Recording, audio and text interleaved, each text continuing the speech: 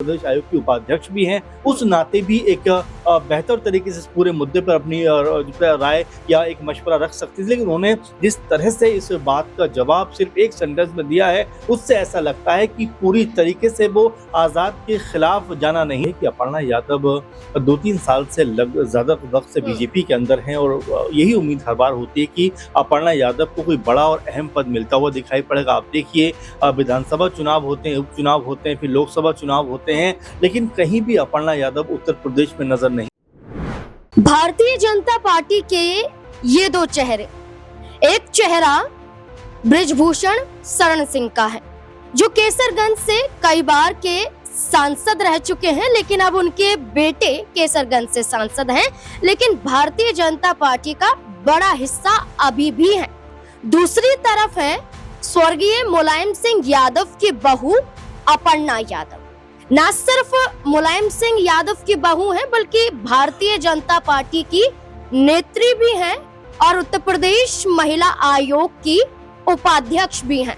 महिला सम्मान का जिक्र करती हैं, महिला सम्मान में आगे आती हैं, लेकिन आज ये दो बड़े चेहरे भारतीय जनता पार्टी का हिस्सा होने के बावजूद, एक चेहरा जो बीजेपी का साथ देने के साथ साथ आजाद समाज पार्टी के मुखिया चंद्रशेखर आजाद उर्फ रावण के समर्थन में दिखाई देता है, तो एक चेहरा चंद्रशेखर आजाद के खिलाफ नजर आता है। कैसे? जहां बृजभूषण शरण सिंह खुले तौर पर कहते हैं कि अब जनता को उठना चाहिए, चंद्रशेखर आजाद को सबक सिखाना चाहिए, चंद्रशेखर आजाद को कोर्ट तक ले जाना चाहिए, मुकदमा चलाना चाहिए, एफआईआर तक दर्ज करवानी चाहिए। मांग की जाती है कि चंद्रशेखर आजाद पर जल्द से जल्द एक्शन लिया जाए। बृजभूषण शरण सिंह डॉक्टर रोहिणी घावरी के समर्थन में उतर जाते हैं, लेकिन दूसरी तरफ अपर्णा यादव इस पूरे मामले पर खुलकर नहीं बोलती हैं। चंद्रशेखर आजाद का कहीं ना कहीं बचाव करती हैं, जहां अपर्णा यादव कहती हैं कि इस पूरे मामले की अगर पुष्टि होती है तो सख्त कार्यवाही होनी चाहिए, लेकिन बिना जांच के कुछ कहना सही नहीं होगा। जहां बृजभूषण शरण सिंह ने जांच से पहले ही आरोप तय कर दिए, तो वही अपर्णा यादव जांच होने तक इस पूरे मामले पर खुलकर नहीं सामने आई। तो ऐसे में ये नजर आता है कि एक तरफ बृजभूषण शरण सिंह चंद्रशेखर आजाद के खिलाफ इसलिए क्योंकि एक वक्त पर चंद्रशेखर आजाद ने भी बृजभूषण शरण सिंह के खिलाफ कदम उठाया था, लेकिन अपर्णा यादव को लेकर सवाल उठ जाते हैं कि आखिरकार चंद्रशेखर आजाद के समर्थन में वो कहीं ना कहीं क्यों दिखाई दे रही हैं? क्या इसके पीछे कोई वजह है? क्या भारतीय जनता पार्टी में लगातार घटते कद के अनुसार ये फैसला लिया जा सकता है? क्या ये बयान सामने आया है? क्योंकि अपर्णा यादव लंबे समय से इंतजार कर रही हैं कि भारतीय जनता पार्टी उन्हें कोई बड़ी जिम्मेदारी दे। जब महिला आयोग की उपाध्यक्ष बनाई गई थी, तब भी कहा गया था अपर्णा यादव के जरिए कि उनके कद के अनुसार पद नहीं है, लेकिन अपर्णा यादव इसके बाद शिवपाल यादव से मुलाकात करने भी गई थी, लेकिन अचानक क्या हुआ कि उपाध्यक्ष पद के लिए वो मान गई। लेकिन अब ये जो बयान सामने आया है, इससे ही सवाल खड़े हो जाते हैं कि आखिरकार इसके पीछे की वजह क्या हो सकती है। न्यूज रूम में है मेरे साथ मेरे वरिष्ठ सहयोगी अमन सर मौजूद हैं। सर, लगातार हम इस मामले में देख रहे हैं कि रोहिणी आरोप लगा रही है कि चंद्रशेखर आजाद ने अपनी शादी छुपाई थी। चंद्रशेखर आजाद पहले से शादीशुदा हैं, उसके बाद भी उनके साथ रिश्ते में आए, लेकिन अब रोहिणी घावरी जो आरोप लगा रही हैं, इन आरोपों के तहत चंद्रशेखर आजाद खुद कहते हैं कि कोर्ट तक जाएंगे, पूरा मामला कोर्ट में देखा जाएगा।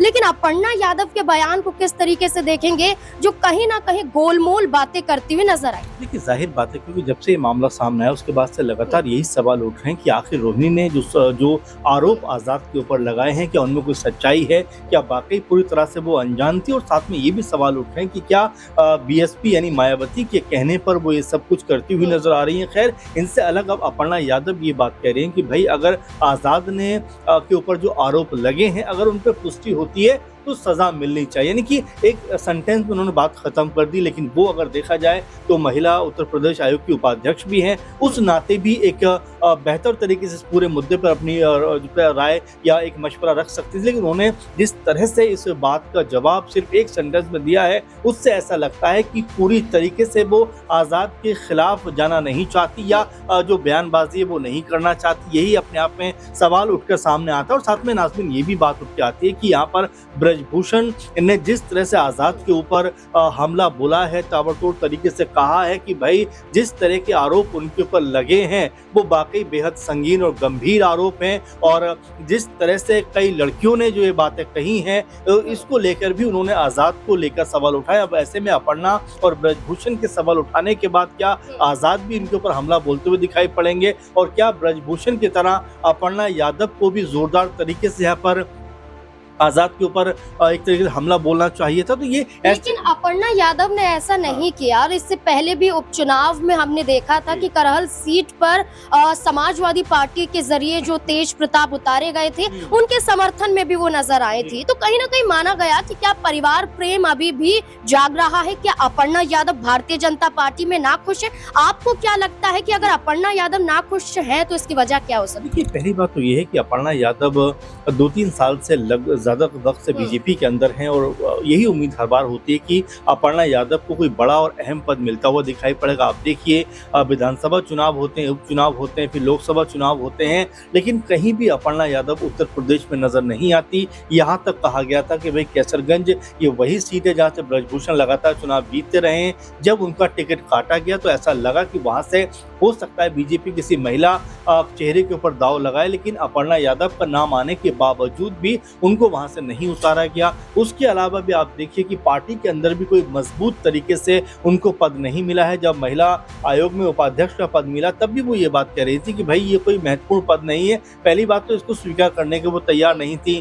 फिर कहीं जाकर योगी जी से उनकी मुलाकात होती है, बातचीत होती है, तब वो मान जाती है। तो ये देखा जा रहा है कि अपर्णा यादव बीजेपी के अंदर रहकर भी बहुत ज्यादा खुश नहीं है और जिस तरह की बातें वो करती हुई नजर आती हैं, ऐसा लगता है कि अपने लिए जो राह है वो आसान करना चाहती है। कल की डेट में अगर बीजेपी को अगर उनको छोड़ना भी पड़े तो कुछ पार्टियां या कुछ दल ऐसे हों जहां पर वो अपने आप को जाकर शामिल करा सके, क्योंकि आप देख रहे हैं सपा के साथ में भी उनके बीते दिनों जाने की संभावनाएं बनती हुई नजर आई थी। यहाँ तक भी कहा जा रहा था कि शिवपाल जो उनके कह सकते हैं बहुत ज्यादा मानती भी उनकी बातों को, वो ये कहा जा रहा था कि शिवपाल के जरिए वो सपा में एक बार फिर से एंट्री कर सकती हैं। अब जिस तरह आज़ाद के ऊपर उन्होंने एक लाइन में अपनी बात खत्म कर दी, यानी कि वो सिर्फ जवाब देना चाहती थी, इसके ऊपर कोई बड़ा पहलू उजागर नहीं करना चाहती थी। इसीलिए उन्होंने सिर्फ ये कहा कि अगर उनके ऊपर को जो आरोप लगे उसकी पुष्टि होती है तो उनको सजा मिलनी चाहिए। बस ये बात कहकर उन्होंने बात खत्म कर दी। अब ऐसे में क्या आपस में भी कोई बीजेपी के नेताओं के बीच में कोई रार है?